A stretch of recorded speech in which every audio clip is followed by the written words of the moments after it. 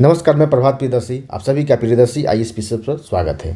चलिए, तो आप सभी का एग्ज़ाम कैसा गया, ठीक है, कमेंट सेक्शन में कमेंट करेंगे और कितना आप लोग का स्कोर आ रहा है, ठीक है। और निगेटिव काटने के बाद ये सभी आप कमेंट सेक्शन में कमेंट करेंगे। चलिए, तो स्टार्ट करते हैं और क्वेश्चन का एनालिसिस। तो सभी का मैं आंसर की लेकर के आया हूँ, आंसर लेकर के आया हूँ और मैं आपको बताऊँगा और आप अपना अपना आंसर मिलाएंगे, ठीक है। और बीपीएससी जब फाइनल ऑफिशियल आंसर की जारी करेगा, फाइनल आंसर की जब आएगा बीपीएससी का ऑफिशियली फाइनल आंसर की, तो उससे भी कोई आपका वेरी नहीं करेगा, सारा आपका मिलता जुलता ही रहेगा, ठीक है। तो स्टार्ट करते हैं। पहला है कि चीन के तियांगोंग अंतरिक्ष स्टेशन के हाल ही में लॉन्च किए गए अंतरिक्ष मॉड्यूल का नाम क्या है? तो राइट आंसर बी होगा। क्या नाम है इसका? मोंगटियन। देखिए, ये पेपर सीरीज जो है सी का है, ठीक है। तो आप लोग देख के मिलाएंगे। पहले इसमें करंट अफेयर्स का क्वेश्चन है, राइट आंसर इसका सी है, बी है, ठीक है। चलिए, दो है। दो नंबर क्वेश्चन, निम्नलिखित में से कौन सा विश्व का सबसे बड़ा ज्वालामुखी है जो पिछले 38 वर्षों में फटा है? जो पिछले 38 वर्षों में फटा है, तो उसका नाम है, राइट आंसर सी होगा, Mount Saint Helens. Mount Saint Helens है, ठीक है। ये वाला न्यूज में रहा है, चर्चा में रहा है, इसलिए पर्चा में आया है, ठीक है। चलिए, 3 नंबर देखें। निम्नलिखित में से इनमें से किसे हाल ही में उनके उपन्यास The 7 Moons of the Maali Almeida के लिए 2022 का बुकर पुरस्कार मिला है? तो राइट आंसर इसका सी का होगा, बी, ठीक है। यह है शेहान करुणातिलकन, श्रीलंका का है। एक क्वेश्चन मैं आप लोगों को करवाया था, चलिए ये भी दिखला देता हूँ। इसे भी मैंने डाला था क्वेश्चन, ये भी डाला था, ठीक है, ये भी डाला था क्वेश्चन आप, ठीक है। आप देखे होंगे जब मंथ वाइज करवा रहा था, उसके बाद फिर MCQ करवाया मैं, तो सभी में एक क्वेश्चन था। कौन कौन क्वेश्चन मैंने डाला था वो मैं आपको बताता जाऊँगा। तो एक क्वेश्चन भी मैं डाला था, ये श्रीलंका के लेखक है। चलिए, 4 नंबर है, विश्व अंतरिक्ष सप्ताह 2022 की थीम क्या थी? तो राइट आंसर इसका होगा अंतरिक्ष और निरंतरता। ये भी मैंने डाला था जब मंथ वाइज मैं चला रहा था क्वेश्चन, ठीक है। चलिए, अब आते हैं 5 नंबर पर। देखिए, निम्नलिखित में से किस लेबोरेटरी ने दिसंबर 2022 में एक ऐतिहासिक नाभिकीय संलयन सफलता का दावा किया था? तो राइट आंसर इसका सी है, यह लॉरेंस लिवरमोर नेशनल लेबोरेटरी। ये मैंने अपने जब प्रैक्टिस सेट में नहीं डाला था, ठीक है। 6 नंबर है, कोलियंस डिक्शनरी का वर्ल्ड ऑफ द ईयर 2022 निम्नलिखित में से कौन सा है? तो इसका राइट आंसर आपका सी है, ठीक है, सी है। ये भी मैंने नहीं डाला था। चलिए, अब आ रहा हूँ 7 नंबर। निम्नलिखित में से किस देश ने सेनेगल के साथ मिल करके कोप 2027 के दौरान अंतर्राष्ट्रीय सूखा लचीलापन गठबंधन का शुभारंभ किया है? राइट आंसर इसका बी होगा, स्पेन। ये मैंने डाला था। और इसका बैठक कहाँ हुई थी? मिस्र में। कहाँ हुई थी? शर्म अल शेख मिस्र में हुई थी, ठीक है। ये मैंने डाला था, ठीक है।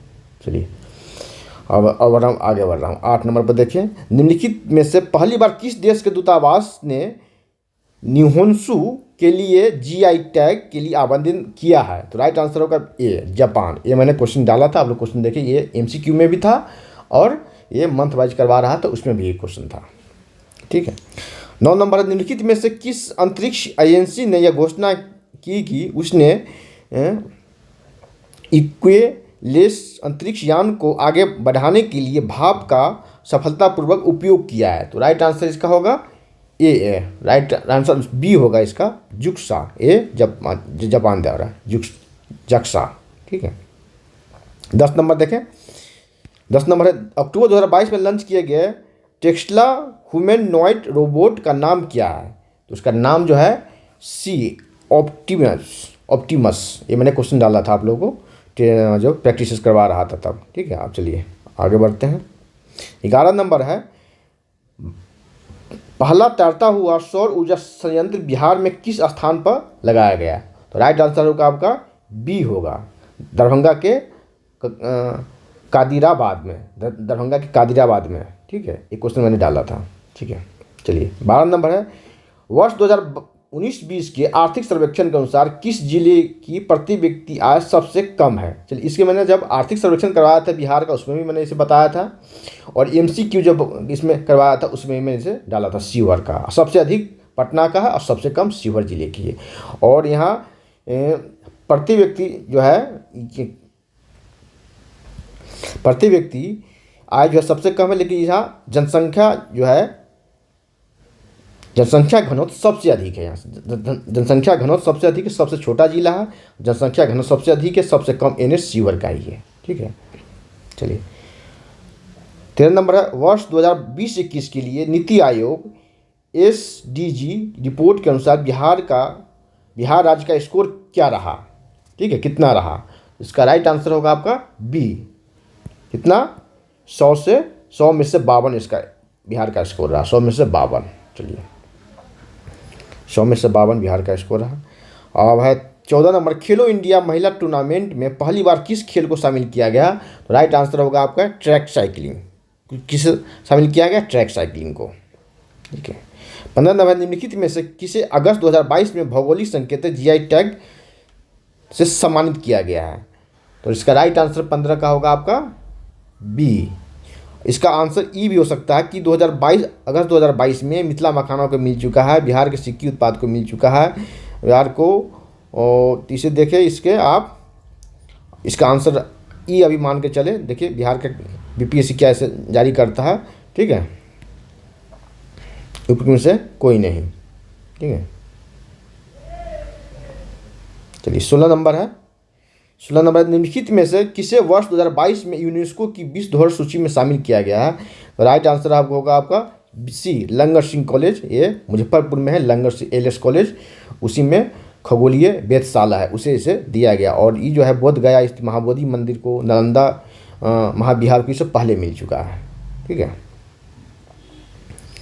और 17 नंबर है, business reforms action plan BRSP द्वारा वर्ष 2020 में व्यापार करने में आसानी में बिहार ने 36 राज्यों में कौन सा रैंक हासिल किया है? जैसे 36 राज्यों में बिहार का कौन सा रैंक है?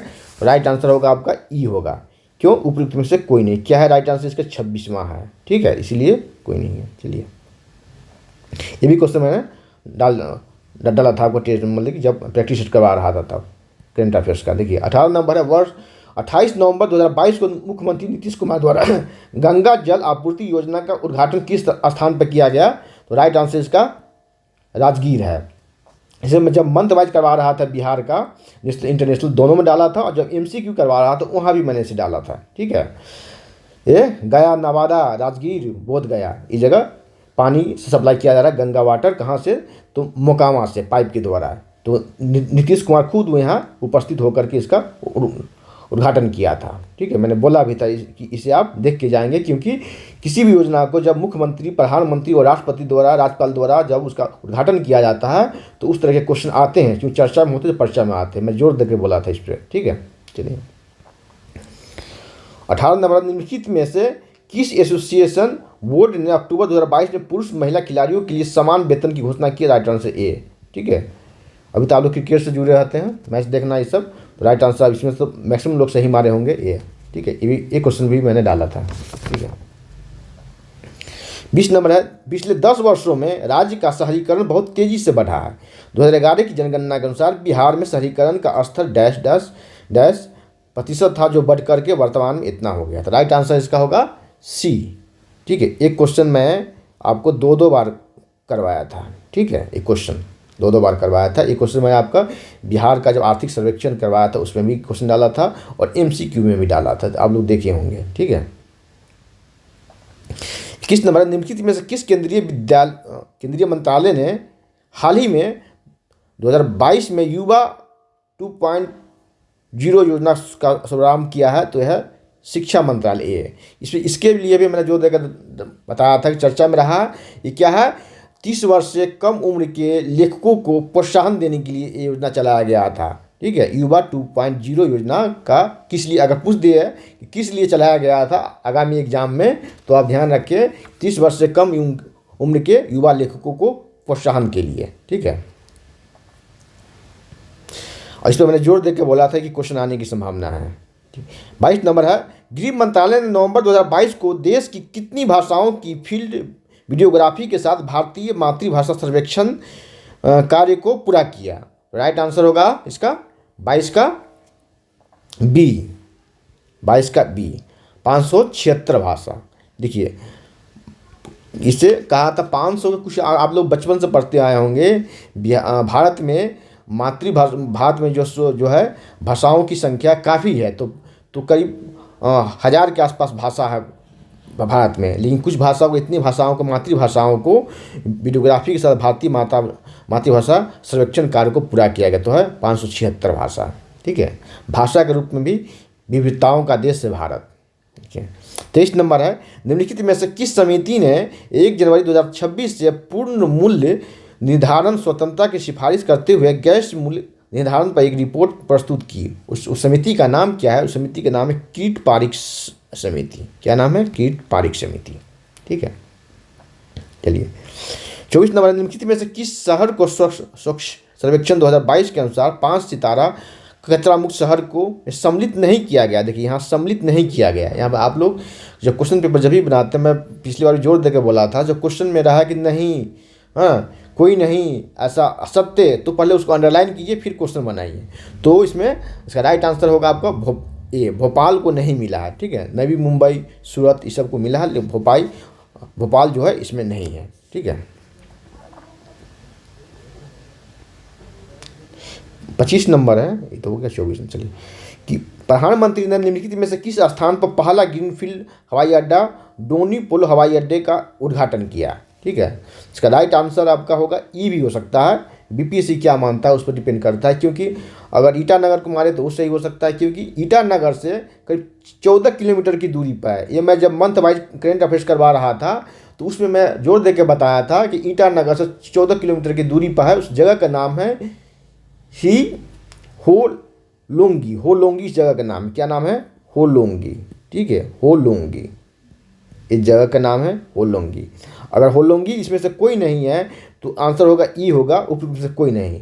लेकिन अगर, और तो बीपीएससी भी डिपेंड करता है कि ईटानगर को मान ले। ठीक है, क्योंकि अरुणाचल प्रदेश की राजधानी है ईटानगर, लेकिन ईटानगर से 14 किलोमीटर के दूरी पर दक्षिण में कहाँ है? वो भी क्या है? दक्षिण में है। ठीक है, ईटानगर से 14 किलोमीटर की दूरी में दक्षिण में पड़ता है हिंगोनी। होलोंगी, होलोंगी, होलोंगी, तो ये होलोंगी में है। ठीक है, होलोंगी में पड़ता है, तो ई ऑप्शन। ठीक है, इसका आंसर राइट आंसर ई होगा। ठीक है, इसमें मैंने जोर दे के बताया था कि जो देखे यहाँ तक बताया था आपको जब मंथ वाइज करवा रहा था और MCQ करवा रहा था उस समय भी, कि आप 2 जगह का क्वेश्चन छोड़ के नहीं जाएंगे। एक नॉर्थ ईस्ट का कोई भी उद्घाटन हो रहा है, कोई भी नई योजनाएं चल रही है, और दूसरा आपको अरब देशों का। ये दोनों जगह, क्योंकि बीपीएससी ये दोनों जगह जो है बीपीएससी का फेवरेट जगह है। ये दोनों जगह से बीपीएससी क्वेश्चन पूछता है। ये मैं जोर देकर बोला था जब ये क्वेश्चन मैं आपको करवा रहा था, मंथ वाइज में भी और MCQ में भी करवाया था। 26 नंबर है, 26 नंबर है, किस जानवर को नवंबर 2022 में भारतीय खाद्य सुरक्षा और मानक प्राधिकरण द्वारा एक खाद्य पशु के रूप में अनुमोदित किया है? देखिए आप क्वेश्चन अगर ईमानदारी से क्वेश्चन देखे होंगे मंथ वाइज और MCQ दोनों में, इसमें मैंने करवाया था हिमालयन याक। राइट आंसर, उसका राइट आंसर होगा हिमालयन याक। ठीक है, चलिए आगे बढ़ते हैं। 27 नंबर है, भारत का पहला फ्लोटिंग वित्तीय साक्षरता शिविर हाल ही में इंडिया पोस्ट पेमेंट बैंक द्वारा निम्नलिखित में से किस स्थान पर आयोजित किया गया? तो राइट आंसर होगा आपको श्रीनगर में। ठीक है, श्रीनगर। चलिए 28 नंबर है, भारत के राष्ट्रपति ने निम्नलिखित में से किस IIT में परम कामरूप सुपर कंप्यूटर सुविधा का उद्घाटन किया? तो राइट आंसर होगा बी।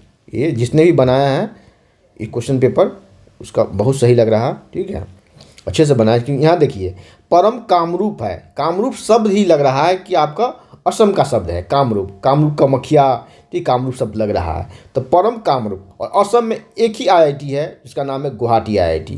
जब शुरुआत में 5 IIT हुआ करता था, उसमें से एक असम IIT हुआ था, Guwahati IIT। Delhi IIT Delhi, IIT Kanpur, IIT Mumbai, IIT Guwahati. तो 5 IIT जब हुआ करता था उसमें से एक IIT गुवाहाटी भी हुआ करता था। ठीक है, नाम है परम कामरूप। कामरूप शब्द को आज जाओ पकड़ेंगे तो राइट आंसर आपको न पहले से नहीं भी जान रहे हैं तो भी आप गुवाहाटी मान के आएंगे, थोड़ा सा भी कंसेस होंगे तो। चलिए 29 नंबर है, 8 अक्टूबर 2022 को मनाए गए 90वें भारतीय वायुसेना दिवस पर 80 वायुयानों के घंटे भर का हवाई प्रदर्शन निम्नलिखित में से किस स्थान पर आयोजित किया गया। ठीक है, राइट आंसर इसका होगा बी। ठीक है, राइट आंसर बी। ठीक है, देखिए यहाँ भी आप कुछ सोच के इसे आंसर में इसको एलिमिनेट कर सही आंसर लगा सकते हैं। इसे डल झील, ये जम्मू कश्मीर में है। और क्या 80 वायुयान ये जब वो प्रदर्शन करेगा तो हो सकता है कि आपको बॉर्डर के पास कुछ प्रॉब्लम हो, डिस्टर्बेंस हो वहाँ से, तो वहाँ तो हो नहीं सकता है। डल झील ये तो कश्मीर में है, जम्मू कश्मीर में है। ठीक है, गेटवे ऑफ इंडिया ये कहाँ है, मुंबई में है गेटवे ऑफ इंडिया। तो वहाँ इतनी भीड़ भाड़ वाले आबादी है, इतनी ऊंचे ऊंचे वहाँ बिल्डिंग है कि वहाँ भी थोड़ा सा मुश्किल लगता है गेटवे ऑफ इंडिया पर। तो राइट आंसर इसका होगा सुखना झील, चंडीगढ़। ठीक है, इन सब गलत आंसर को एलिमिनेट करने का एक तरीका है, इस तरह सोच करके। ठीक है, वहाँ समय कम रहती है। ठीक है, लेकिन तो भी कुछ लगा सकते हैं, वहाँ पर सोच सकते हैं। चलिए 30 नंबर है, भारत सरकार के पोषण अभियान के तहत वर्ष के किस महीने को राष्ट्रीय पोषण माह या कौशल न्यूट्रिशन मंथ के रूप में मनाया गया है। तो मैंने इसे भी करवाया था और ये भी करवाया था, ये भी था मैंने डाला था और ये भी है, 30 नंबर भी है। ये है राइट आंसर सितंबर महीने। ठीक है, मैंने वहाँ बोला था कि पोषण, खाद्य सुरक्षा, इससे संबंधित जितने भी क्वेश्चन बन रहे हैं उस सभी को आप अच्छे से करके जाएंगे, क्योंकि पोषण, खाद्य सुरक्षा अभी वैश्विक सिर्फ भारत ही नहीं, पाकिस्तान ही नहीं, श्रीलंका ही नहीं, वो श्रीलंका और पाकिस्तान में तो बहुत ही बुरा हाल है, भारत ही नहीं पूरे वैश्विक जगत के लिए एक समस्या बना हुआ, एक चर्चा का विषय बना हुआ पोषण और खाद्य सुरक्षा। तो दोनों से संबंधित जितने भी क्वेश्चन होंगे आप करके जाएंगे, मैं बोला था। ठीक है, यहाँ तक बोला था जो चर्चा में हो पर्चा में आने की संभावना होती है, तो आप देखिए रहे हैं। ठीक है,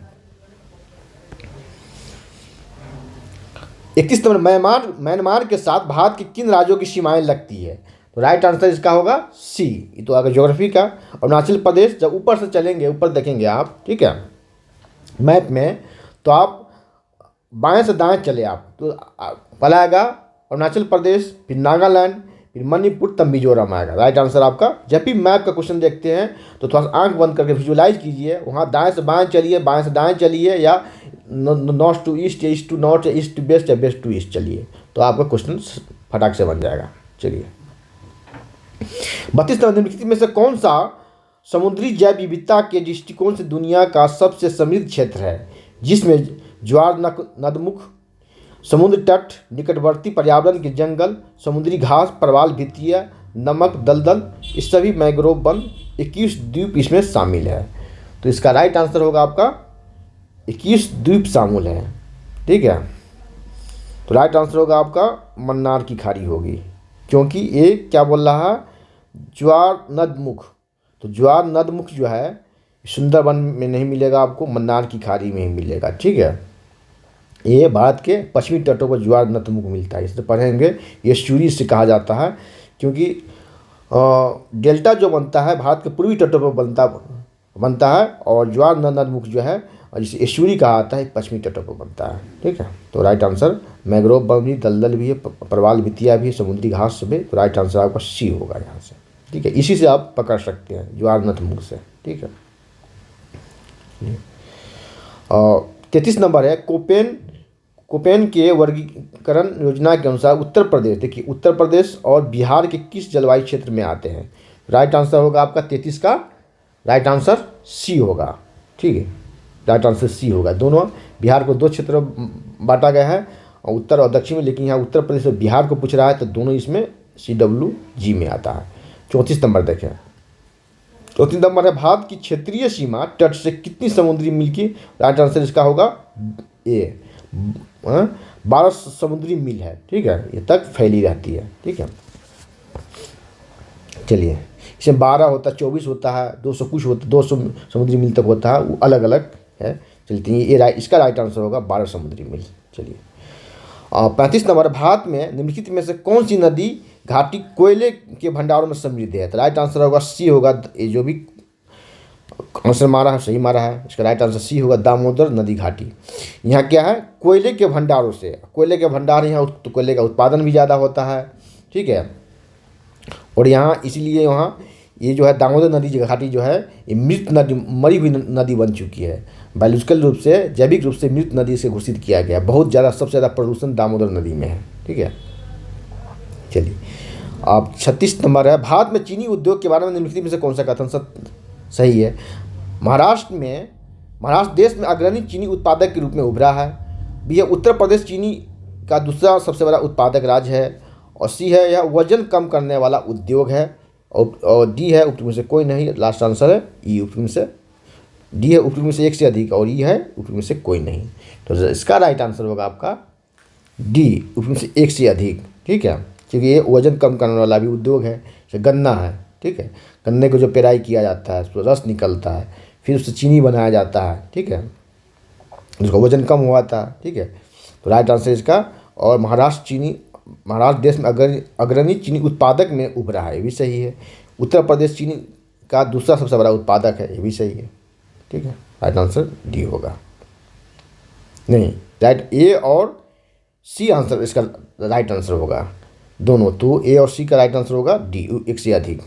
चलिए 36 नंबर है, ग्रीष्म में के अंत में पूर्व मानसून वर्षा होती है। पूर्व मानसून मतलब मानसून से पहली वर्षा होती है, ताकि 15 जून तक, 16 जून को भारत में, 1 जून को भारत में मानसून प्रवेश कर जाता है भारत में, ठीक है। तो उससे पहले पूर्व मानसून मतलब मानसून आने से पहले जो बारिश होती है, केरल और कर्नाटक के तटीय क्षेत्रों में सामान्य घटना है। तो इसे स्थानीय रूप में क्या नाम दिया जाता है। तो राइट आंसर होगा आपका बी, मैंगो शावर्स बोला जाता है। इसके बाद क्या होता है, आम पकने लगता है, ठीक है, इस सीजन में आम पकने लगता है, इसलिए इसका नाम रखा था मैंगो शावर्स, ठीक है। और पहली वर्षा होती है 1 या 2 जून को होती है, और बिहार, झारखंड, यूपी आते आते ये 15 से 20 जून लग जाता है, ठीक है। तो उससे पूर्व की वर्षा होती है, ठीक। इस पर भी क्वेश्चन बन सकता है कि बिहार, झारखंड कब आती है और तटीय क्षेत्रों में कब आती है, केरल के तट पर। 38 नंबर है, वातावरण मुख्य रूप से किसके द्वारा गर्म होता है। चलिए, वातावरण मुख्य रूप से किसके द्वारा, राइट आंसर बी हुआ, दीर्घ तरंग स्थलीय विकिरण द्वारा, ठीक है। इसे पार्थिव विकिरण भी करते हैं, ठीक है। परावर्तित सौर विकिरण द्वारा नहीं, लघु तरंग, जब सौर ऊपर से जब आता है, ठीक है, तो उसको कहा आता लघु रूप में आता है। जब पृथ्वी द्वारा जब परावर्तित होता है, ठीक है, पृथ्वी द्वारा विकिरण के रूप में जब परावर्तित, तो उसे कहा आता है लघु तरंग, सॉरी दीर्घ, ठीक है, दीर्घ तरंग के रूप में विकृत होता है पृथ्वी से। तो उसी से एक गर्म होता है, ठीक है, उसी से गर्म होता है, ठीक है, वातावरण। आपका 39 नंबर है, भारत के निम्नलिखित में से किस राज्य की सीमा बिहार में से अधिकतम जिले से लगती है। तो राइट आंसर इसका होगा आपका डी, उपयुक्त से एक से, क्योंकि झारखंड और यूपी दोनों की राज्यों की सीमा 8-8 जिलों से है, 8-8 जिलों से है। तो राइट आंसर डी। 40 नंबर, निम्नलिखित में से कौन सा भागलपुर से मिर्जा चौकी की और रेल मार्ग में बिहार का अंतिम स्टेशन है। तो राइट आंसर सी होगा, Pirpainti railway station, right answer C. चलिए 41 नंबर है, बिहार में खनिज उत्पादन के संदर्भ में निम्नलिखित में कथनों से विचार कीजिए। रोहतास में पायराइट का सर्वाधिक उत्पादन है, ये भी सही है, ठीक है। चूना पत्थर भभुआ, मुंगेर और रोहतास जिलों में पाया जाता है। देखिए, तो चूना पत्थर तो कैमूर में पाया जाता है, लेकिन मुंगेर में नहीं पाया जाता। तो ये आंसर हो जाएगा गलत, ठीक है। ये मुंगेर में क्या है, धारवाड़ क्रम की चट्टानें हैं। तो धारवाड़ क्रम यहाँ से देखिए, अच्छे से पढ़ के जो गए होंगे उन्हीं लोगों का आंसर ज़्यादा सही हुआ होगा। पहले की तरह क्वेश्चन है, क्वेश्चन का पैटर्न बदल चुका है, ठीक है। देखिए, मुंगेर में धारवाड़ क्रम की चट्टान पाई जाती है। तो धारवाड़ क्रम के चट्टानों में ये जो है चूना पत्थर नहीं पाया जाता है, ठीक है। और कैमूर और रोहतास में बिंद क्रम की चट्टानें पाई जाती है। बिंद क्रम की चट्टानों में चूना पत्थर पाया जाता है, संगमरमर पाया जाता है, ठीक है। तो इसी की वजह से ये आंसर गलत हो जाएगा।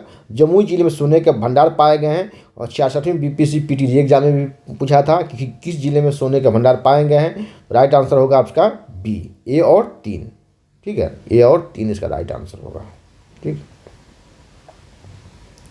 42 नंबर है कि बिहार में बहने वाली पवित्र नदी फल्गु निम्नलिखित में से किन नदियों के संगम पर बनी है। देखिए, मैंने कहा था कुछ क्वेश्चन ऐसे आते हैं जो आपको डायरेक्ट नहीं पूछे जाते हैं, क्योंकि ये नदी जो है फल्गु नदी बहुत चर्चा में रहा है। ठीक है, उस पर रबर डैम का निर्माण हुआ है, मुख्यमंत्री ने खुद जाकर इसका उद्घाटन किया।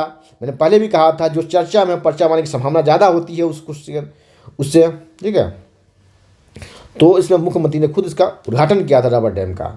तो अब फल्गु नदी पर डायरेक्ट नहीं आया, मैंने बताया था कि मोहना और नीलाजन, ठीक है, इसे निरंजना नदी भी कहा जाता है, दोनों का संगम है, नदियों के संगम से बनती है। ठीक है, और अब बोध गया गए होंगे तो गौतम बुद्ध का जो मंदिर है वहाँ, ठीक है, तो वहाँ निरंजना नदी है, ये नीलाजन नदी बहती है, वो सूखी हुई रहती है। आगे जब जाएंगे वहाँ से तो मोहना नदी आप मिलती है, उसमें पानी रहता है।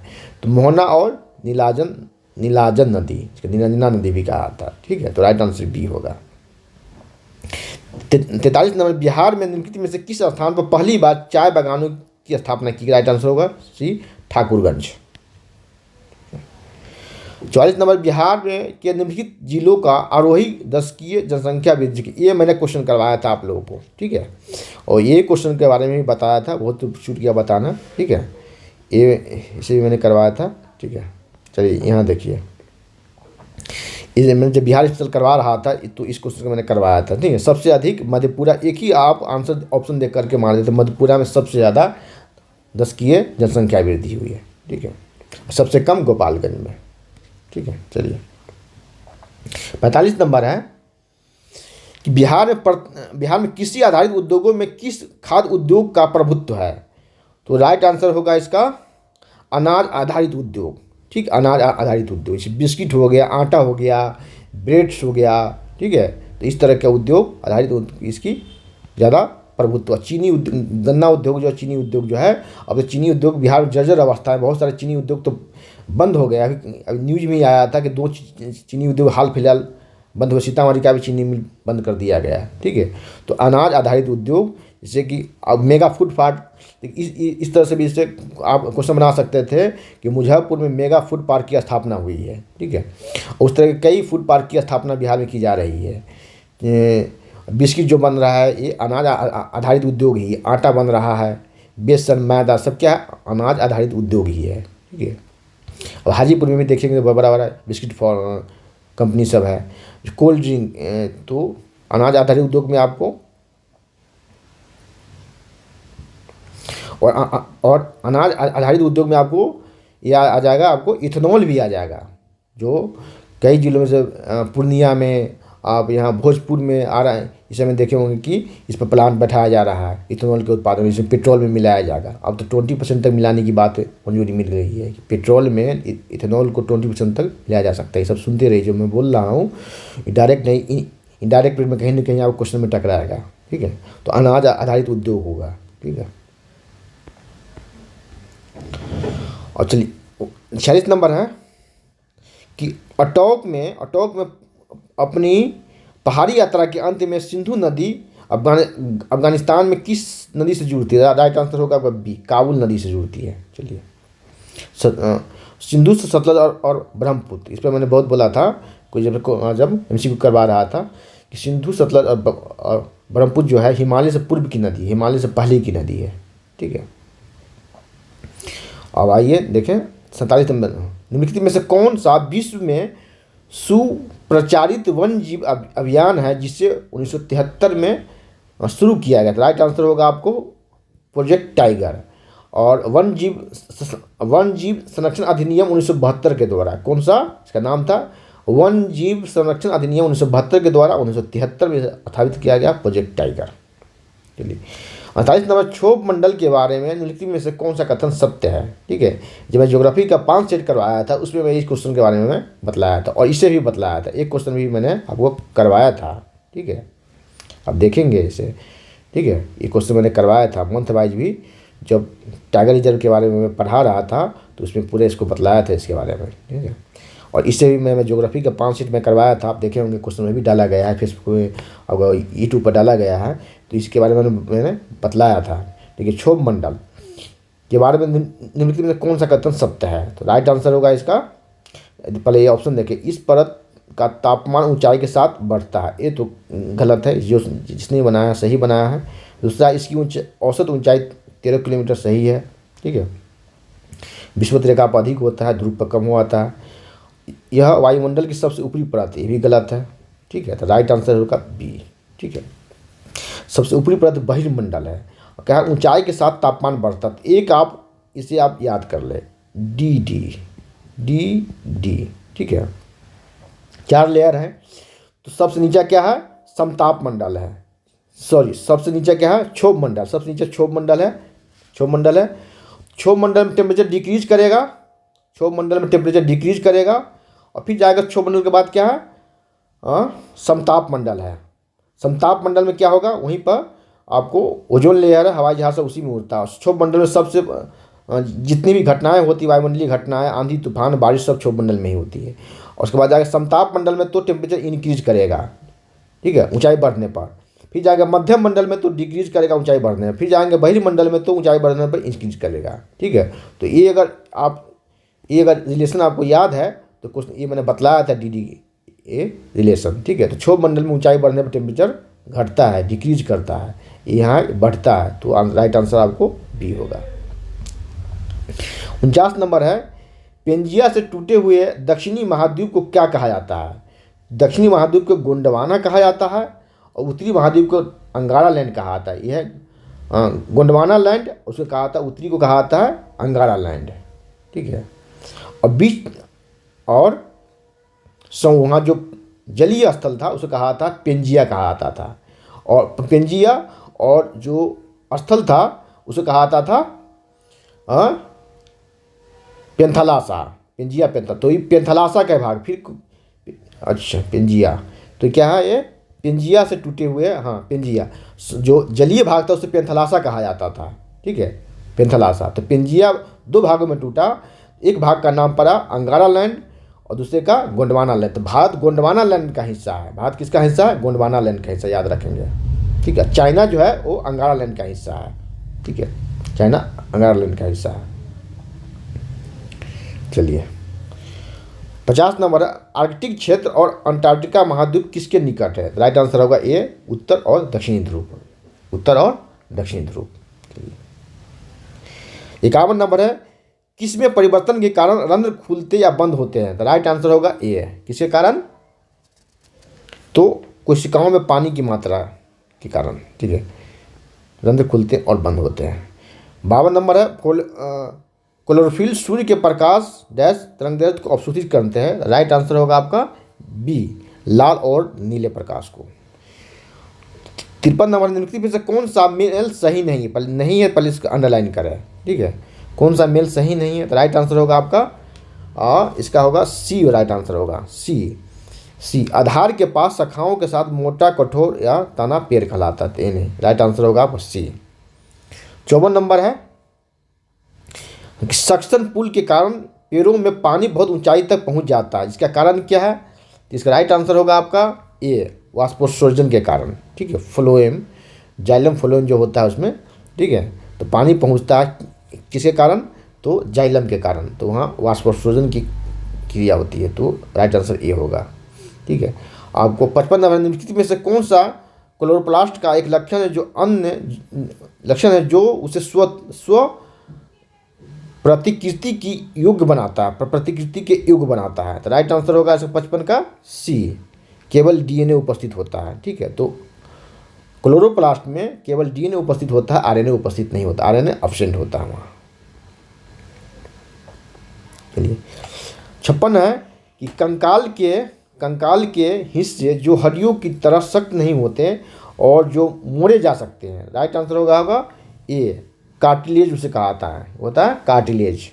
आपका 57 नंबर है कि लाइकेन में एक क्लोरोफिल युक्त पार्टनर, ठीक है, साथी साथ साथ होते हैं। राइट आंसर होगा शैवाल और कवक। तो शैवाल और कवक दोनों मिलकर ही लाइकेन बनाता है, और लाइकेन जो वायु प्रदूषण का सूचक होता है, ठीक है। अब क्वेश्चन आया कि वायु प्रदूषण का सूचक किसे कहा था, तो लाइकेन होता है, ठीक है। 58 नंबर, मादा एनोफिलीज को मादा क्यूलेक्स से अलग किया जा सकता है क्योंकि यह बैठती है ना, क्या अंतर है तो इसमें, ये पूछ रहा है। राइट आंसर होगा इसका आपका ए है। क्या है? स्वतः अर्ध स्वतः की सतह के समानांतर होता है। चलिए 59 नंबर, शरीर की प्रतिरोध क्षमता से जुड़ा सबसे महत्वपूर्ण कोशिका क्या होता है? सबसे महत्वपूर्ण कोशिका जो है वो होता है आपका ये लिम्फोसाइट। ठीक है, इसी को WBC भी कहा आता है, WBC व्हाइट ब्लड कॉर्पस्कल्स। ठीक है, WBC कहा आता है, प्लेटलेट्स नहीं होगा। ठीक है, ये गलत मारा है। ठीक है, 60 नंबर है। 60 नंबर, मानव शरीर की मांसपेशियों के बारे में निम्नलिखित में से कौन सा कथन सब ये गलत है? पहले इसको अंडरलाइन करें। तो इसका राइट आंसर होगा आपका बी, मांसपेशियाँ केवल हड्डी को धक्का दे सकती है। ठीक है, यही गलत है। सिकुड़ने पर मांसपेशियाँ छोटी होती है, सही है। सख्त और मोटी हो जाती है, सही है। मांसपेशियाँ केवल हड्डी को धक्का देती है, यही गलत है। मांसपेशियाँ जोड़ में काम आती है, सही है। और ऊपरी से कोई नहीं, राइट आंसर इसका बी होगा। 61 है, 100 सेंटीमीटर फोकस दूरी के एक उत्तल लेंस की सतह पर सफ़ेद घोंने का प्रतिबिंब बनाने के लिए बड़ी संख्या में काले रंग की पतली पट्टियाँ बनाई जाती है, वो प्रतिबिंब कैसा बनेगा? राइट आंसर इसका होगा ए, काली पट्टियों का घोड़ा बनेगा। चलिए 62 नंबर, ध्वनि की तीव्रता किसके द्वारा निर्धारित की जाती है? तो राइट आंसर होगा सी, ध्वनि के, ये राइट आंसर इसका हो सी होगा, ध्वनि के आयाम, एम्पलीट्यूड जिसे बोलते हैं इंग्लिश में, एम्पलीट्यूड के द्वारा, पिच वैल्यू। आगे देखिए 63 नंबर है, निम्नलिखित में से कौन सा फोटो इलेक्ट्रिक उपकरण डिजिटल अनुप्रयोगों के लिए सबसे उपयुक्त है? राइट आंसर होगा सी, फोटोवोल्टिक सेल। 64 है, बॉल बेयरिंग का उपयोग स्थैतिक घर्षण को निम्नलिखित में से किसमें परिवर्तन के लिए किया जाता है? राइट आंसर होगा अभी बी, रोलिंग घर्षण के रूप में। ठीक है, घर्षण कम कर दिया जाता है, स्थैतिक घर्षण से कम होता है रोलिंग घर्षण का मान। ठीक है, इसलिए बॉल बेयरिंग लगाया जाता है, ग्रीस किया जाता है, इसमें घर्षण कम हो तो स्थैतिक घर्षण को रोलिंग घर्षण में से बदल दिया जाता है, रोलिंग फ्रिक्शन। 65 नंबर, फुटबॉल के मैदान में एक गोलकीपर फुटबॉल को गोल में पकड़ने के बाद अपने हाथों को पीछे की ओर खींचता है। वो गोलकीपर को किस प्रकार सक्षम बनाता है? तो राइट आंसर होगा बी, संवेग परिवर्तन की दर को कम करने में। ठीक है, चलिए जिससे कुछ चोट कम लगता है, पीछे की ओर हाथ किया आता खींचता है, इससे उसका संवेग परिवर्तन की दर को कम करता है, उससे चोट कम लगता है, नहीं तो चोट बहुत ज़्यादा लगेगी इसके लिए। चलिए निम्नलिखित में से कौन सा रेडियोधर्मी तत्व द्वारा उत्सर्जित धनात्मक रूप से आवेशित करने, मतलब पॉजिटिवली चार्ज है? राइट आंसर होगा आपका ए, अल्फा कण। कैथोड पर निगेटिव चार्ज है, इस पर बीटा का भी, जैसे कि जब भी रेडियोधर्मी तत्व से जो उत्सर्जन होता है 3 तरह के विकिरण होता है, अल्फा, बीटा और गामा। तो गामा चार्जलेस होता है, गामा जो होता है एक, इसको गामा कहते हैं, गामा चार्जलेस होता है, गामा चार्जलेस होता है।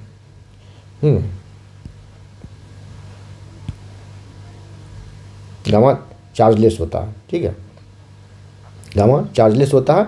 और अल्फा जो होता है इस पर पॉजिटिव चार्ज होता है, बीटा पर नेगेटिव चार्ज, और जो होता है ये गामा जो होता है वो चार्जलेस होता है, उस पर कोई चार्ज नहीं होता है। गामा पर कोई चार्ज नहीं होता है। गामा क्या होता है?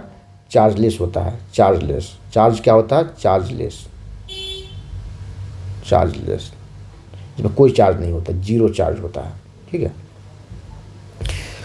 और 67 नंबर क्वेश्चन है, ज्वालामुखी बल किसके लिए जिम्मेदार है? केंद्राभिमुख बल, इसको बोलते सेंट्रीपिटल। देखिए सेंट्रीपिटल और सेंट्रीफ्यूगल, जो केंद्र की ओर लगता है उसे केंद्राभिमुख कहते हैं, उसी को इंग्लिश में सेंट्रीपिटल बोलते हैं, सेंटर की तरफ लगता है। तो राइट आंसर इसका 67 का होगा आपका डी। ठीक है, ये क्या है? ये अंतरिक्ष में वस्तु की स्वतंत्र गति के लिए भी और वस्तु के वृत्ताकार पथ पर रखने के लिए भी, ये दोनों सही है। राइट आंसर आपको डी होगा, एक से अधिक। 68 नंबर, निम्नलिखित में से किस ऊर्जा परिवर्तन में घर्षण बल शामिल है? तो राइट आंसर इसको 68 का होगा बी, गतिज ऊर्जा उष्मा ऊर्जा में परिवर्तित होता है। ठीक है, गतिज ऊर्जा उष्मा ऊर्जा में परिवर्तित होता है। 69 नंबर है, एक बस सीधे रास्ते चल रही है, वह अचानक दाईं ओर तेज मोड़ लेती है, बस में बैठे यात्री किस ओर घूमेगा?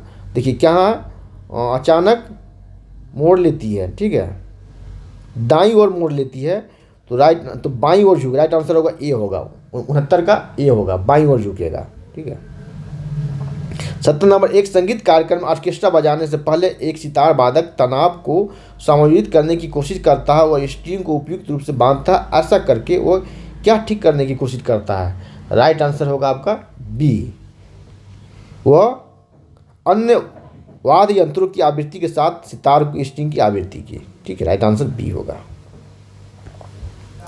चलिए 71 नंबर के, पदार्थ के एक रूप का कोई निश्चित आकार नहीं होता, लेकिन इसका एक निश्चित आयतन होता है। पदार्थ के इस रूप का उदाहरण क्या है? पदार्थ के इस रूप का उदाहरण क्या है? तो राइट आंसर आपका ए, मिट्टी का तेल। ये क्या है? आकार, निश्चित आकार तो नहीं होता, लेकिन आयतन तो निश्चित होता है। इस 1 लीटर मिट्टी का तेल है, पेट्रोल है, दूध है, कुछ भी है, तो उससे क्या करेंगे आप? उसका आयतन तो 1 लीटर का है, लेकिन उसे किसी भी बर्तन में उसको रख सकते हैं, कराया आपको बाल्टी में भी, कोई भी आकार ग्रहण कर लेगा, तो निश्चित आकार नहीं होता है, ठीक है।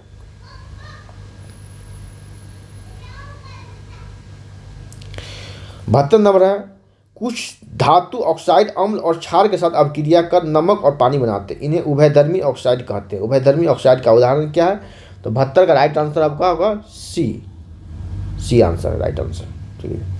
73 नंबर क्वेश्चन है, कौन सी गैस अपने ग्रीन हाउस प्रभाव से ग्लोबल वार्मिंग में योगदान देती है? राइट आंसर होगा आपको डी, नाइट्रस ऑक्साइड, एक से अधिक, मीथेन भी, कार्बन डाइऑक्साइड भी और नाइट्रस ऑक्साइड भी, तीनों, ठीक है, नाइट्रस ऑक्साइड भी ग्लोबल वार्मिंग में, सॉरी बी नहीं होगा, ये जो है 73 का, इसमें बी नहीं होगा, इसमें 73 का बी नहीं होगा, ये होगा आपका,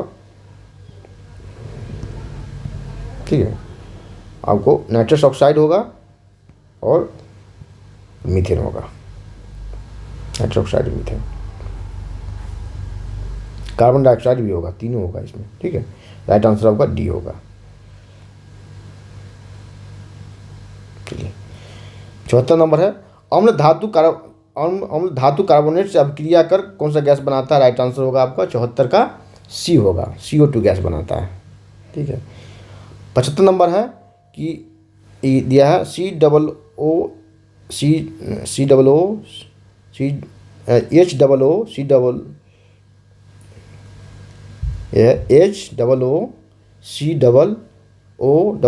और H, कौन सा अम्ल कहा जाता है? तो राइट आंसर होगा इसका 75 का सी, ऑक्जेलिक अम्ल, ऑक्जेलिक एसिड कहा जाता है। कौन सा? ऑक्जेलिक एसिड, ठीक है। और इसी कारण ये स्टोन होता है, इसी कारण जो है गॉल ब्लैडर में स्टोन होता है, किडनी में स्टोन होता है, ऑक्जेलिक एसिड का ना। आपको 76 नंबर है, आपको 3 परख नली दी गई है, इसमें से एक में अशुद्ध जल है और अन्य 2 में से एक में अम्लीय विलयन तथा दूसरे में क्षारीय विलयन है। इनमें से किस में लाल लिटमस को नीला कर देता है? तो लाल लिटमस को जो नीला करता है, राइट आंसर होगा आपका ए, क्षार। कौन करता है? क्षार करता है, ठीक है। आगे बढ़ते हैं, 77 नंबर देखिए कि एसेटिक अम्ल की गंध किसके समान होती है? राइट आंसर होगा बी, सिरका, ठीक है, सिरका को एसेटिक अम्ल भी कहा जाता है। 77 का बी। 78 का देखें आप कि शुष्क HCl गैस शुष्क लिटमस पत्र का रंग क्यों नहीं बदलता? क्यों नहीं बदलता? राइट आंसर होगा ए, ठीक है। कोई CH3O ये पॉजिटिव आयन है, आयन का मौजूद नहीं होता है, लिटमस केवल C3O पॉजिटिव आयन की उपस्थिति में रंग बदलता है। राइट आंसर होगा ए, ठीक है। आपको 79 नंबर विषम का पता लगाइए, तो विषम का पता लगाइए, तो राइट आंसर आपका होगा 79 का, ठीक है, डी, ठीक है, डी, सी आंसर होगा, राइट आंसर सी होगा, सी।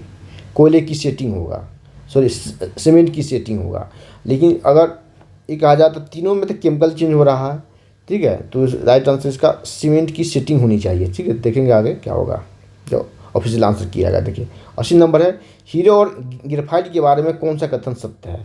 तो हीरे और ग्रेफाइट के बारे में जो कथन सत्य है वो डी है, क्या है? डी,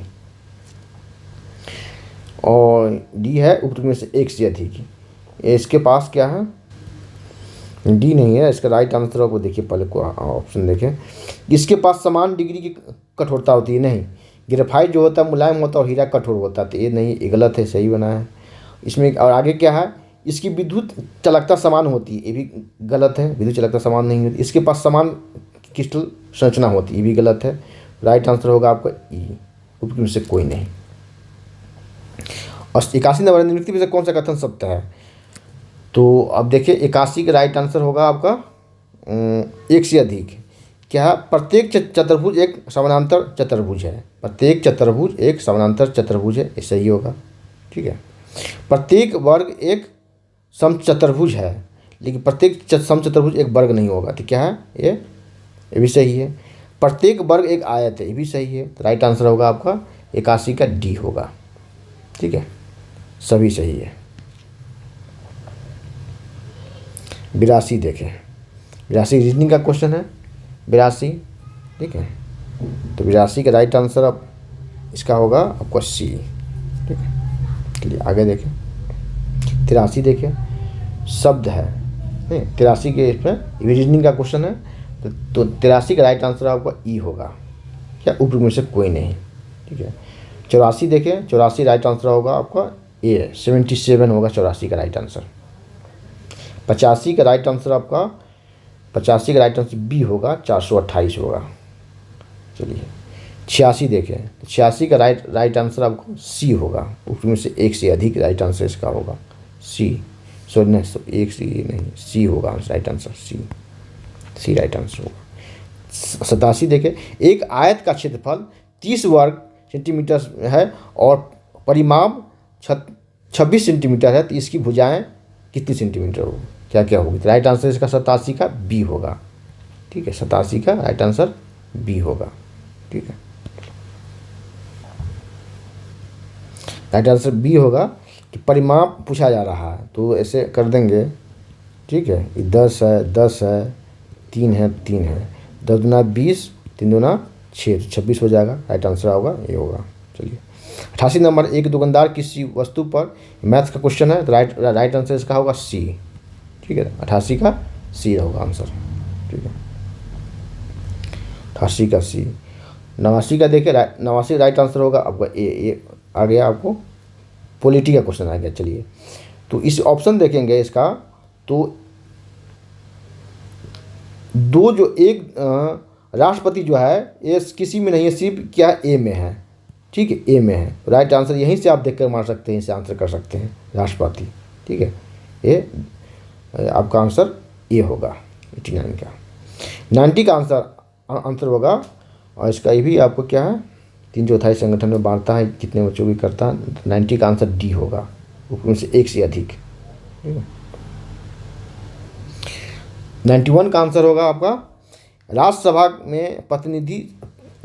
में प्रतिनिधित्व शामिल होते हैं, तो इसका राइट आंसर होगा अप्रत्यक्ष रूप से नागरिकों द्वारा। तो राइट आंसर ए होगा, और दूसरा आंसर बी, भारत के राष्ट्रपति द्वारा इसे नॉमिनेट भी किया जाता है। 12 सदस्यों को भारत के राष्ट्रपति द्वारा नॉमिनेट किया जाता है। राइट आंसर होगा डी। ठीक है, इसके नागरिकों द्वारा सीधे नहीं चुने जाते हैं, नागरिकों द्वारा सीधे लोकसभा के सदस्य चुने जाते हैं और विधानसभा के सदस्य चुने जाते हैं। तो राइट आंसर डी होगा, एक से अधिक। ठीक है, विराम नंबर क्वेश्चन, निम्नलिखित में से किसका संबंध भारत के सर्वोच्च न्यायालय से है? तो राइट आंसर आपका डी होगा। याद कीजिए, मैंने कॉलेजियम प्रणाली 3 बार मैंने बताया आप लोगों को कि कॉलेजियम प्रणाली द्वारा ही उच्चतम न्यायालय और उच्च न्यायालय में न्यायाधीशों की नियुक्ति होती है। ठीक है, अभी 2 दिन पहले जो उच्चतम न्यायालय में नियुक्ति हुई है 2 जजों की, और कुल इसका संख्या पूरा गया 34 हो गया, कुल टोटल संख्या 34 है। ठीक है, तो कॉलेजियम प्रणाली की सिफारिश पर ही, इसमें 5 जज होते हैं, एक सुप्रीम कोर्ट के सर्वोच्च मुख्य न्यायाधीश और 4 वरिष्ठ न्यायाधीश।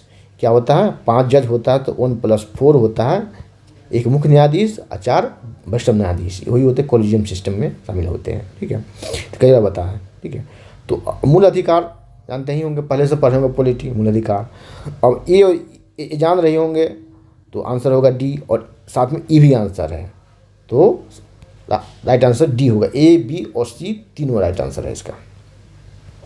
93 नंबर क्वेश्चन है कि 73वें संविधान संशोधन अधिनियम के तहत पंचायती राज संस्थाओं में चुनाव लड़ने के लिए न्यूनतम कितनी आयु होनी चाहिए। राइट आंसर 21 वर्ष। कितनी? 21 वर्ष। 94 देखें। 94 है कि भारत में जिला स्तर पर उपभोक्ता विवाद निवारण के संदर्भ में निम्नलिखित में से कौन सा कथन सत्य नहीं? जब भी जगह सत्य नहीं है तो पहले उसको अंडरलाइन करें। राइट आंसर जो होगा 94 का बी होगा। जिला फोरम उन शिकायतों पर विचार करता है जहां वस्तुओं और सेवाओं का मूल्य 50,000 रुपये से अधिक नहीं हो। और इसे बढ़ा करके कर दिया गया है, ज़्यादा कर दिया, 1 लाख कर दिया गया है। चलिए, और 55वां क्वेश्चन है, एक पंचायत समिति किस स्तर पर पंचायती राज संरचना का संचालन करती है? तो ब्लॉक स्तर पर। ठीक है, इसमें एक प्रमुख होते हैं और बीडीओ जो होते हैं इसके सरकारी अफसर होते हैं। ठीक है, अब देखिए 96 नंबर क्वेश्चन, निम्नलिखित में से किसे समुदाय विकास के पहले कार्यक्रम के रूप में स्थापित किया गया है? राइट आंसर होगा 96 का डी। क्या है? राष्ट्रीय विस्तार सेवा। राष्ट्रीय विस्तार सेवा। चलिए, 97 नंबर कि भारतीय संविधान के अनुच्छेद 14 में लिखा हुआ कानून के समक्ष समानता किस देश के संविधान से लिया गया है? राइट आंसर होगा सी, ब्रिटेन के संविधान से लिया गया है। ठीक है, 97 ब्रिटेन के संविधान से लिया गया, साइट है। और 98 देखें, भारतीय संविधान को बनाने में कितना समय लगा? तो ये तो बच्चे से पढ़ते आ रहे हैं, 2 साल 11 महीने 18 दिन। ठीक है, और 99 नंबर क्वेश्चन है कि बिहार राज्य का मंत्रिपरिषद सामूहिक तौर पर किसके प्रति जिम्मेदार होता है? विधानसभा का। ठीक है, और केंद्र सरकार में तो लोकसभा में, राज्य में विधानसभा में। विधान परिषद नहीं होगा राज्य में, और सेंट्रल में राज्यसभा नहीं होगा। वो सेंट्रल में लोकसभा के प्रति, राज्य में विधानसभा के प्रति जिम्मेदार होता है। ठीक है, 100 नंबर की निम्नलिखित कथनों पर विचार कीजिए। 73वें संविधान संशोधन के बाद विकेंद्रीकरण किया गया, निर्णय लेने की शक्तियों का सही है। ठीक है, पूर्ण व्यवस्था का भी सही है, न्यायिक शक्तियों का ये भी सही है। जैसे आप सरपंच सुनते हो, सरपंच क्या है? न्यायिक शक्तियाँ है ना, उसे भी फैसला करने का अधिकार, एक न्याय मित्र की व्यवस्था करने की बात की गई है। ठीक है, न्यायिक शक्तियों का, लेकिन प्रशासनिक अधिकार नहीं है इसमें शामिल है। तो राइट आंसर होगा आप सी, 1, 2, 3। ठीक है, चलिए, 101 है कि धूसर क्रांति, ये कूट मिलान मतलब ईजी होता है। ठीक है, धूसर क्रांति, राइट आंसर होगा सी होगा। ठीक है, धूसर क्रांति, एक का ए, बी का सी का 3 और डी का 2। 1 का 4। धूसर क्रांति क्या है? उर्वरक, फर्टिलाइजर। बी है गुलाबी क्रांति, क्या है? प्याज उत्पादन। और सी है रजत क्रांति, अंडा से संबंधित है। ठीक है, और डी है लाल क्रांति, टमाटर और मांस दोनों लाल क्रांति, टमाटर और मांस दोनों लाल क्रांति से संबंधित है। ठीक है, राइट आंसर। अब देखिए आप 102 नंबर, निम्नलिखित में से कौन सी पंचवर्षीय योजना मानव संसाधन विकास पर केंद्रित है? तो राइट आंसर होगा आपका 102 का ई, क्योंकि 7वीं पंचवर्षीय योजना में इसका उल्लेख किया गया है। ठीक है, 103 है, भारत के निम्नलिखित में से किस राज्य ने अप्रैल से सितंबर 2023 के दौरान उच्चतम प्रत्यक्ष विदेशी निवेश एफडीआई? देखिए, यह है कर्नाटक, ये मैंने क्वेश्चन डाला था। ठीक है, सर्वाधिक एफडीआई भारत में कौन राज्य प्राप्त करता है? तो कर्नाटक। सर्वाधिक एफडीआई भारत में कहाँ से आता है? तो सिंगापुर से। और सबसे बड़ा मैन्युफैक्चरिंग हब कौन है? तो गुजरात। मैन्युफैक्चरिंग हब सबसे बड़ा गुजरात है, लेकिन सर्वाधिक एफडीआई कहाँ से आता है? ये कर्नाटक से आता है।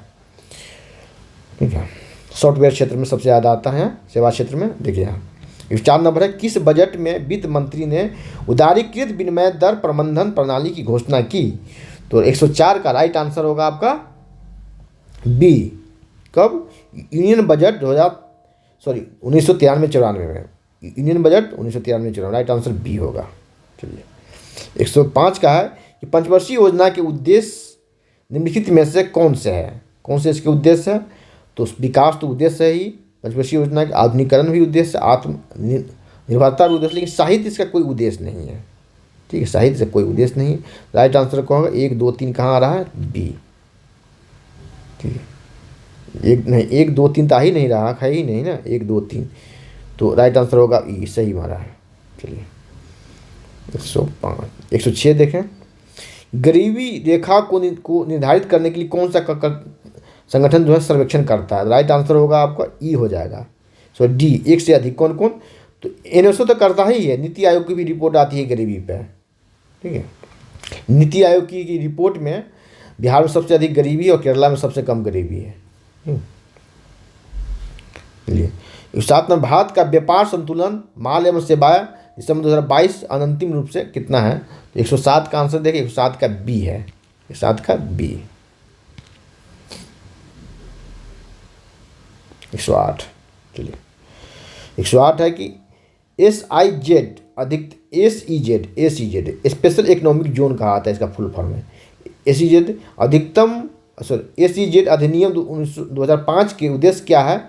इसका उद्देश्य क्या है? इसका 108, इसका उद्देश्य है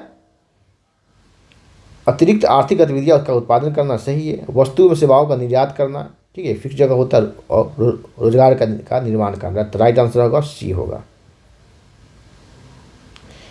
और 109 नंबर, कृषि विपणन प्रणाली में सुधार के लिए भारत सरकार द्वारा अपनाया गया नीतिगत उपाय क्या है? तो राइट आंसर 109 का डी होगा, उसमें एक से अधिक। बफर स्टॉक का भी गोदाम बनता है कि अनाज अधिशेष हुआ कहाँ रखा जाए, बफर स्टॉक। सार्वजनिक वितरण प्रणाली जो गरीबों को दिया, BPL कार्ड APL कार्ड वाले को जो अनाज दिया जाता है, यही है। और न्यूनतम समर्थन मूल्य, इस पर भी मैंने बहुत बोला था, न्यूनतम समर्थन मूल्य, ठीक है, इस चर्चा में रहेगा, आइएगा परीक्षा में। 110 से किस समिति की ने प्रतिस्पर्धा अधिनियम 2002 को अधिनियमित करने का सुझाव दिया है? तो राइट आंसर होगा 110 का,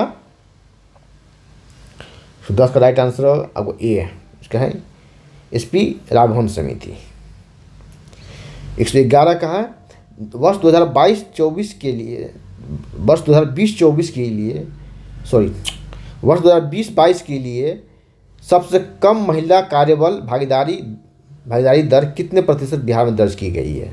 ठीक है, तो राइट आंसर इसका होगा 100 के ई होगा, 111 का ई होगा। इसमें से कोई आंसर नहीं सही नहीं है, कोई सही आंसर नहीं है, 111 का ई आंसर होगा, ठीक है, 111 का कोई आंसर सही नहीं है, ठीक है। शहरी क्षेत्र में जो है, यहाँ शहरी क्षेत्र में है, शहरी में कितना है? शहरी में है 6.4%। और ग्रामीण में कितना है? ग्रामीण में 3.9% है, तो इसमें ई आंसर होगा, कोई नहीं। चलिए, 112 आता है।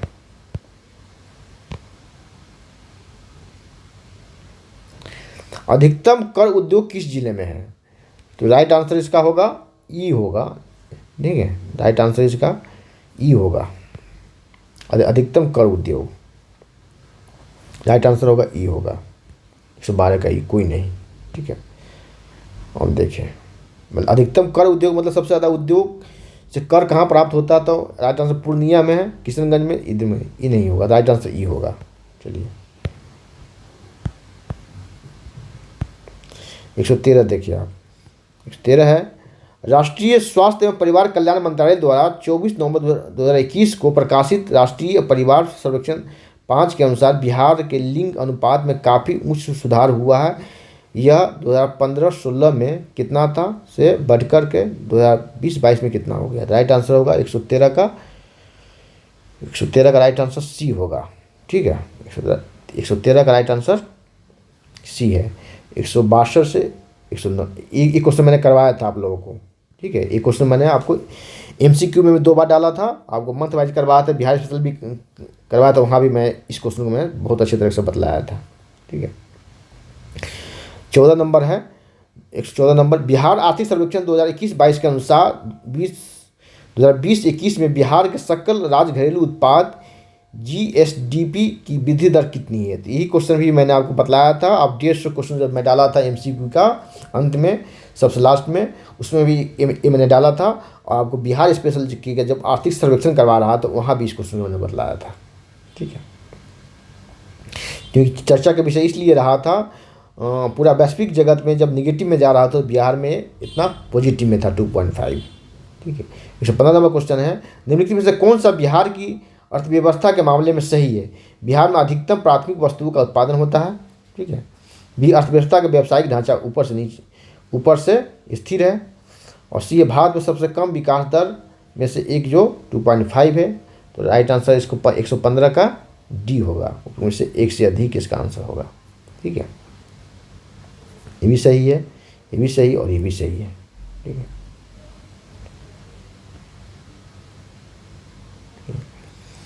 देखिए 116 है।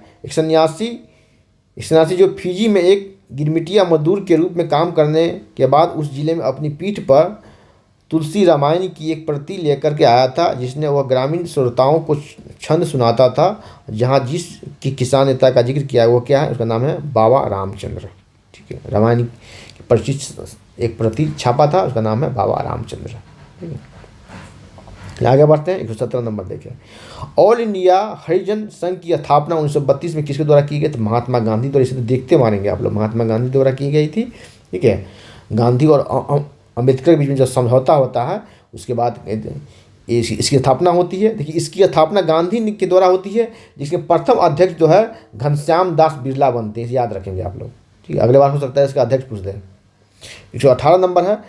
20 फरवरी 1947 को प्रधानमंत्री इटली ने, मतलब ब्रिटिश प्रधानमंत्री है, प्रधानमंत्री इटली ने भारत से ब्रिटिश शासन से को कब तक वापस लेने की घोषणा किया था? तो जून 1948। तो 23 जून को याद रख, 23 जून 1948 को एडमिना माउंटबेटन और उसकी पत्नी एडमिना माउंटबेटन भारत से वापस जाता है इंग्लैंड, 23 जून 1948 को।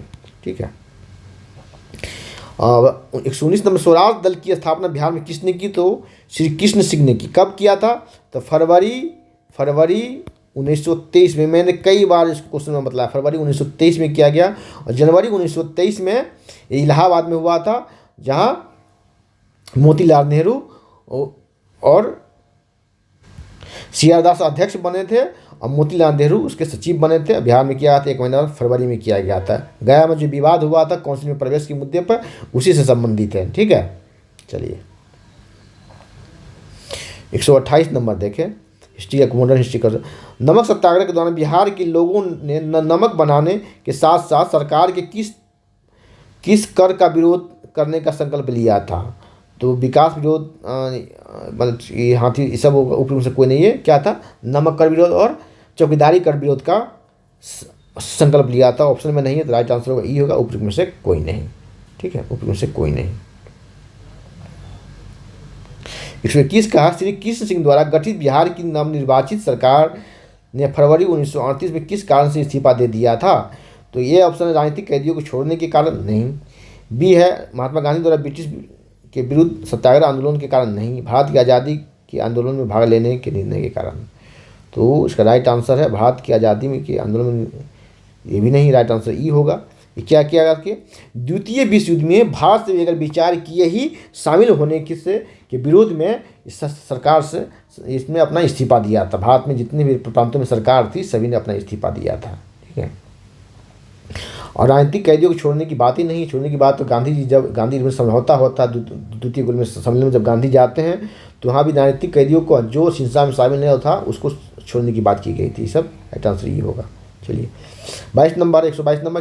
किसने चंपारण सत्याग्रह के दौरान बिहार में गांधी जी की जान बचाई थी? रात में बत्तख मियाँ। ठीक है, 123 नंबर है। असहयोग आंदोलन के दौरान किसने बिहार में किसानों की अगुवाई की? तो यह स्वामी विद्यानंद। देखिए, इस क्वेश्चन को मैंने कई बार बताया है। ठीक है, स्वामी विद्यानंद कहाँ? दरभंगा महाराज के विरुद्ध ये आंदोलन चलाते हैं। इसमें जोर देके यहाँ तक बताया था इस स्वामी विद्यानंद के बारे में, इनके आंदोलन के बारे में, कि कांग्रेस के कोई भी नेता इसके आंदोलन को समर्थन नहीं दिया था। महात्मा गांधी, नेहरू, वल्लभ भाई पटेल सभी के इन्होंने व्यक्तिगत रूप से पत्र लिखा था अपने आंदोलन के समर्थन के लिए, लेकिन किसी भी कांग्रेस नेताओं ने, गांधी जी ने भी इनके आंदोलन को समर्थन नहीं दिया था, क्योंकि दरभंगा महाराज कांग्रेस पार्टी को फंडिंग करता था, चंदा देता था। कोई भी पॉलिटिकल पार्टी, कोई भी संगठन जो है वो चलाने के लिए पैसे चाहिए। आज के वर्तमान के राजनीतिक परिदृश्य में भी देख रहे हैं कि पॉलिटिकल पार्टी को फंडिंग किया जाता, चंदा दिया जाता। तो स्वामी विद्यानंद। 124 नंबर है कि प्रथम बार संघर्ष के तरीकों के रूप में स्वदेशी एवं बहिष्कार किसके द्वारा अपनाया गया? राइट में बंगाल विभाजन के द्वारा। ठीक है, और 125 नंबर है 1906 में आयोजित भारतीय राष्ट्रीय कांग्रेस कि कलकत्ता अधिवेशन में भारत के लिए स्वराज का झंडा किसके द्वारा फहराया गया? दादा भाई नौरोजी, इन्हीं की, और अध्यक्षता भी इन्होंने किया था, दादा भाई नौरोजी। यहाँ गर्म दल और नरम दल में विवाद हुआ था, जिस विवाद को टालने के लिए इन्होंने दादा भाई नौरोजी को अध्यक्ष बनाया गया था, लेकिन ये विवाद टल नहीं पाया। 1907 में संयुक्त अधिवेशन में विभाजन हो ही गया। चलिए 126 नंबर है, स्वतंत्रता संग्राम के दौरान भारतीय राज्यों कश्मीर के निजाम के हैदराबाद, त्रावणकोर आदि जैसे भारतीय शासकों द्वारा शासित राज्यों में एक समानांतर आंदोलन शुरू किया गया। इसका नाम क्या था? 126 जो क्वेश्चन है उसका राइट आंसर होगा ए। ठीक है, प्रजामंडल आंदोलन। ठीक है। 127 देखिए, भारतीय स्वतंत्रता संग्राम के बारे में निम्नलिखित में कौन सा कथन सही नहीं है? अंडरलाइन करने पर है। ठीक है, 127 राइट आंसर इसको होगा ये। देखिए, गांधी जी ने अपना पहला प्रमुख सार्वजनिक भाषण बनारस विश्वविद्यालय में दिया था। मैं गांधी पर जब क्वेश्चन आपको डाला था करीब 70 के आसपास गांधी जी के स्पेशल पे, तो उसमें मैंने डाला था क्वेश्चन, गांधी जी प्रथम बार बनारस विश्वविद्यालय में सार्वजनिक रूप से भाषण देते हैं और गांधी जी प्रथम बार कांग्रेस के किसी अधिवेशन में भाग लेते हैं, तो 1901 का कलकत्ता अधिवेशन जिसकी अध्यक्षता करते हैं दिनसा वाचा। और गांधी जी प्रथम बार किसी कांग्रेस की अध्यक्षता करते हैं तो होता है 1924 का बेलगांव कांग्रेस अधिवेशन। ठीक है, तो ये क्वेश्चन नहीं होगा। ठीक है, सही नहीं है। वर्ष 1920 में महात्मा गांधी को गिरफ्तार कर लिया गया। ठीक है, 127 का। ठीक है, तो राइट आंसर होगा आपका 20 में गिरफ्तार किया गया था गांधी जी को। ठीक है, वर्ष। और क्या है? चौरा चौरी कांड के कारण महात्मा गांधी ने असहयोग आंदोलन के हाथ खींच लिए, भी सही है। तो राइट आंसर ई कहा कि नहीं है, तो नहीं होगा, यही होगा। ठीक है, बी आंसर होगा। चौरा चौरी कांड जो हुआ था, जो किसानों पर गोली चली थी, उसके विरोध में 22 पुलिसकर्मी को आग से जला के मार दिया गया था पुलिस थाने में। उसी के विरोध में 12 फरवरी को गांधी जी ने असहयोग आंदोलन वापस ले लिया था। ठीक है, असहयोग आंदोलन वापस ले लिया था।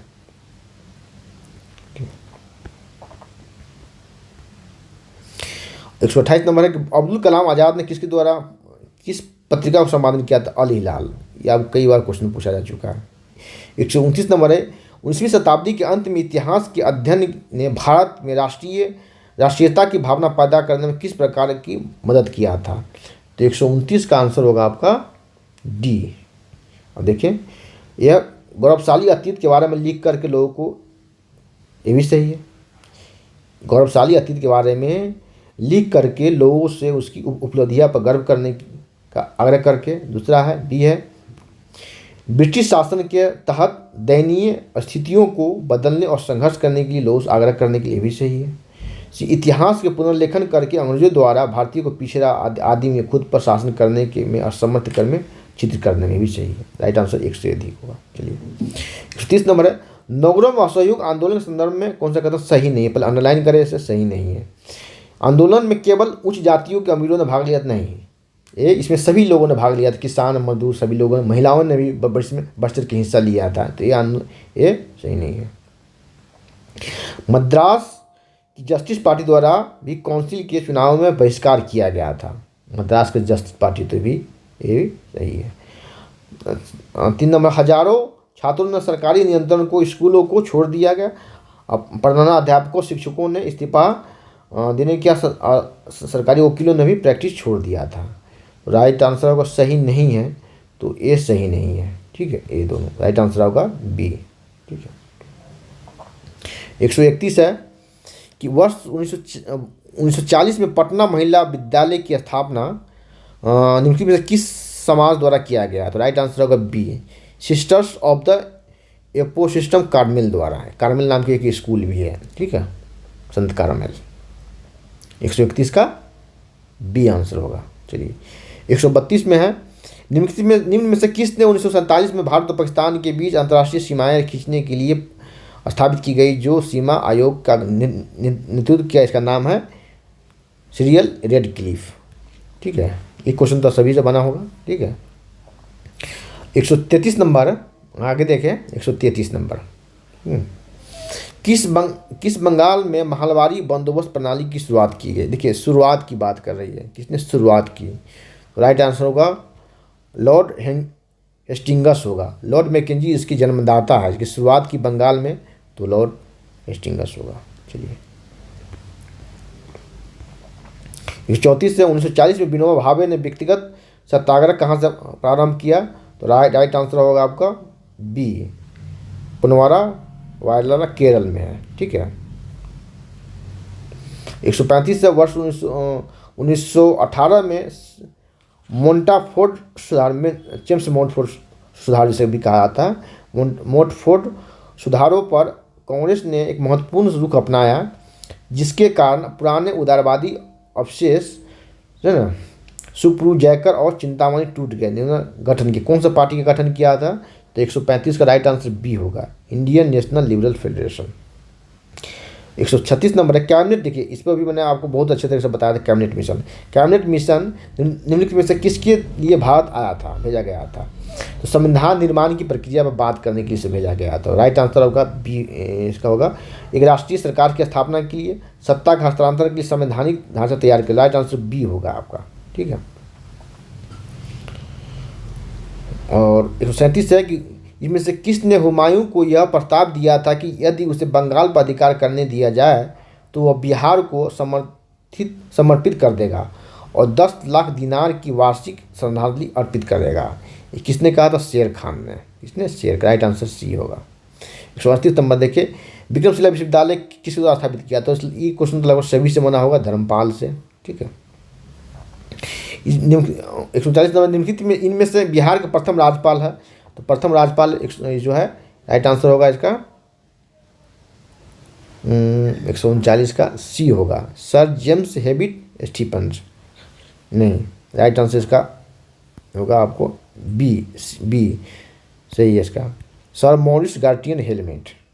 ये प्रथम राज्यपाल है बिहार के, स्वतंत्रता से पूर्व के राज्यपाल है ये। ठीक है।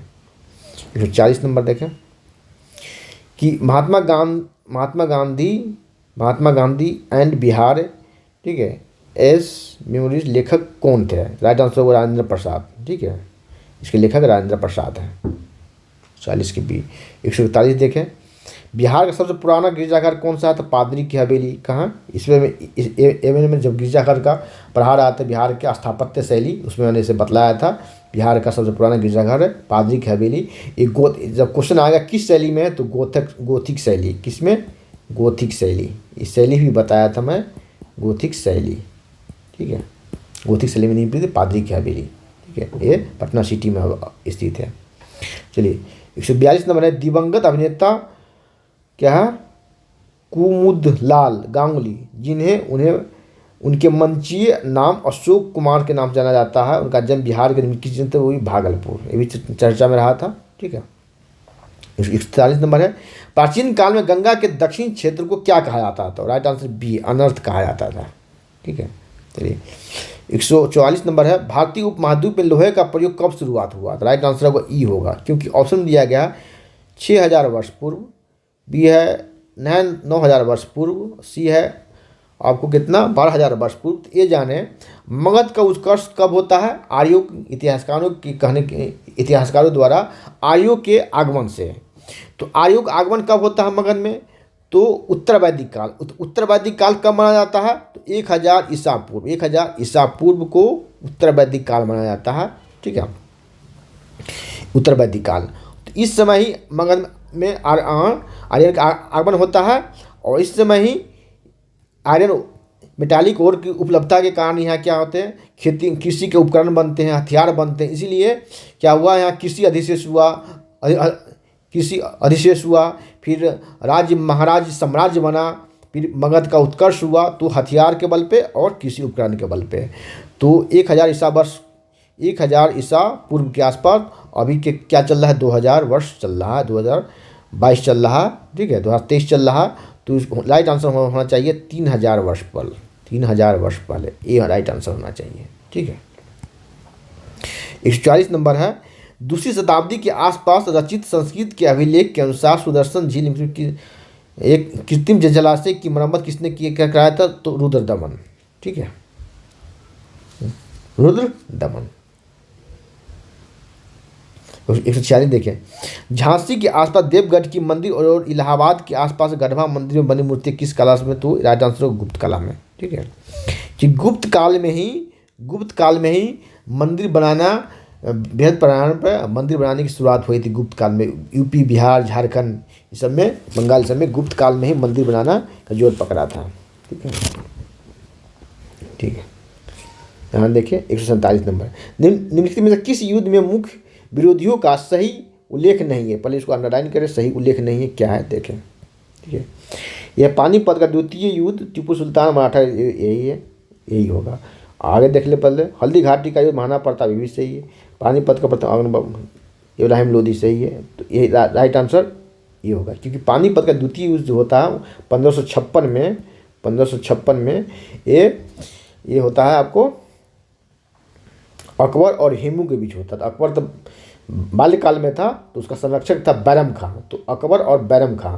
ठीक है, अकबर और हेमू रहेगा वो भी सही होगा, या अकबर या हेमू या बैरम खान रहेगा तो वो भी सही होगा। ठीक है, तो 1556 द्वितीय हुआ था। ठीक है, 148 नंबर की दिल्ली संतुलन के दौरान मुकद्दम तथा चौधरी पद इस्तेमाल किसके द्वारा किया जाता था? राइट आंसर होगा 148 का राइट आंसर होगा आपका सी होगा। ठीक, 148 का राइट आंसर डी होगा। एक से अधिक होगा, क्योंकि लेखाकार भी होता था, गांव का सरपंच भी होता था और राजस्व अधिकारी भी होता था। ठीक है, डी आंसर होगा। 149 से निम्नलिखित तबकाते अकबरी जिससे कभी कभी अबुल फजल के अकबरनामा से अधिक विश्वसनीयता माना जाता है, विश्वसनीय माना गया है, किसके द्वारा लिखा गया है? तो निजामुद्दीन अहमद के द्वारा लिखा गया है। ठीक है, 150 और अंतिम क्वेश्चन, इनमें से किस प्रसिद्ध शासक ने अपनी माता के नाम पर विजयनगर के पास नागालपुरम की एक उपनगरीय बस्ती की स्थापना की? आंसर क्यों? कृष्णदेव राय। किसने? कृष्णदेव राय। चलिए, तो 150 का 150 क्वेश्चन हो गया। ठीक है, और इतना ही। फिर मैं अब लेकर के आऊँगा कि कटअप कहाँ तक जाए, कटअप का रेंज क्या रह सकता है, उस पर मैं एक वीडियो बनाता हूँ, मैं लोगों से बात करके। ठीक है, तो उस पर मैं एक वीडियो बनाता हूँ, फिर उसके बाद फिर आप मेंस के लिए और 69वीं बीपीएससी के लिए मैं फिर से स्टार्ट करूँगा। इस पर मैं आपको एनसीईआरटी का ज्योग्राफी, पॉलिटी, हिस्ट्री, सारा एनसीईआरटी का मैं इस पर नया अब एक क्लास लेकर के आ रहा हूँ, जिसमें 69 के लिए अब एनसीईआरटी ज्योग्राफी, एनसीईआरटी 6 क्लास से स्टार्ट करूँगा और 12वीं क्लास तक सभी का एनसीईआरटी कराऊँगा। और प्रत्येक चैप्टर खत्म होने के बाद उस पर एमसीक्यू डालूंगा नए पैटर्न पर, जो नए पैटर्न जो बीपीएससी एग्जाम लिया है उस पैटर्न पर एमसीक्यू डालूंगा प्रत्येक चैप्टर के खत्म होने पे। ठीक है, तो अगले वीडियो में मिलते हैं। धन्यवाद, जय हिंद।